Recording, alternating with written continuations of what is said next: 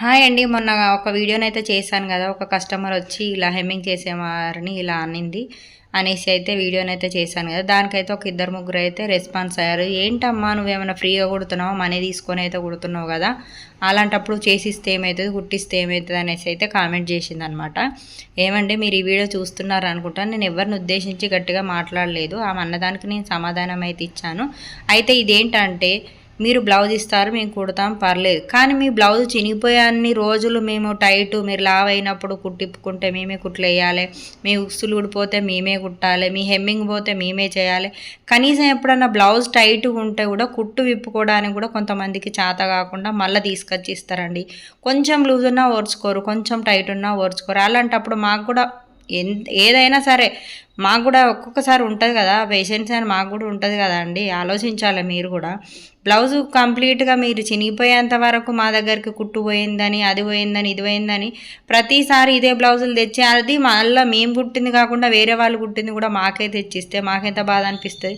సరే తెచ్చిర్రు ఏదో పోనీలే ఒక కుట్టేయి అని రిక్వెస్ట్గా అడిగితే కుట్టి వేసిస్తాం మేము.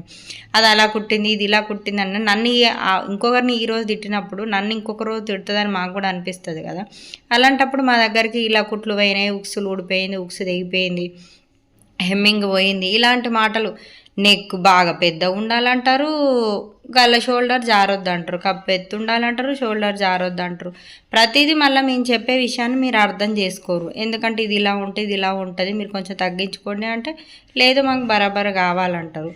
మీరు వేరే వాళ్ళని ఉద్దేశించి మమ్మల్ని అనకపోతే పర్లేదు. మా బ్లౌజు మేము కుట్టిన విషయానికి వస్తే మాట్లాడండి. కాదంటే ఏంటమ్మా ఇలా కుట్టావు, ఇది ఇలా ఉందా అమ్మ ఒకసారి చెక్ చేయంటే మేము చేయకపోతే మమ్మల్ని అనాలి. కానీ అదేవిధంగా మేమే కుట్టాం కదా అనేసి ప్రతిసారి బ్లౌజు అది లూజ్ అయినప్పుడు మీరు కుట్టిప్పుకొని మళ్ళీ తెచ్చి కుట్టేయమనడు, టైట్ అయిందని మళ్ళీ కుట్టు.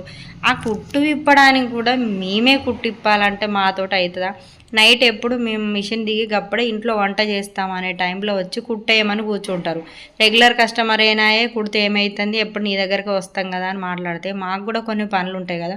మేము కూడా మిషన్ ఎక్కేంతసేపు ఏమనిపించదు, పనంతా వేసుకొని మిషన్ ఎక్కుతాం. మిషన్ ఎక్కిన తర్వాత దిగిన తర్వాత మళ్ళీ ఎక్కాలనిపించదు. మేము కూడా కొంచెం రెస్ట్ తీసుకోవాల్సి వస్తుంది కదా అప్పుడప్పుడు. అయితే ఎమర్జెన్సీ ఉన్నప్పుడు పండగల సీజన్లో ఒక్కొక్కసారి తిండి నిద్ర లేకుండా కూడా కుడతాం. ఎందుకంటే రెగ్యులర్ కస్టమర్ను పొడగొట్టుకోవద్దు, కస్టమర్లే దేవుళ్ళు అనే అభిప్రాయంతో కూడా మేము ఉంటాం. కానీ కొంతమంది, అందరూ ఉండరు ఇంట్లో కూడా, 100లో ఒక 10 మంది అయితే ఇలాంటి కస్టమర్లు ఉంటారు. మీరు ఎందుకు ఫీల్ అయ్యారో నాకైతే అర్థం కాలేదబ్బా. మీరు ఎట్లా ఫీల్ అయినా పర్లేదండి, నాకైతే అనిపించింది అయితే నేను చెప్పాను అనమాట.